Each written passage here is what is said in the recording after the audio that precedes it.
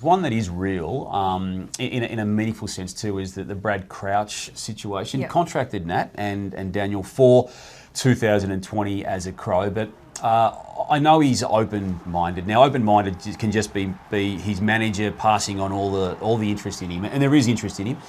It's coming from a number of clubs here in Melbourne and St Kilda. The way I read it is one of those clubs high on the list to want to get in front of him. Now, nothing's materialised to this point. We know these things can have a way of taking over once the season is finished. There's 4 games left, and I fully expect Brad Crouch to be talked about when it comes to this year's trade period, despite the contract for next year, and the Saints have found reason to want to get into that conversation. So next year he would become a restricted free agent. So you want to get the trade done before that. If you're St Kilda, if they choose to go down a path where they need to clean it out, and I think they do, it hasn't worked for the Crows since the grand final of 2017. Now Brad missed 2018 with injury, but and he's contracted for next year, so it's at the club's call, but.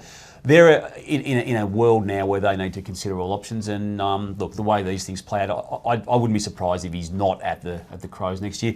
Another one too, Nat. The currency on him is just not going to be there. But Eddie Betts, similar, contracted for 2020, won't be going back to Carlton the way I read it. Does he want to explore a future back in Victoria? I'd probably be surprised, but I do know that he's probably need to be careful with the word I use here.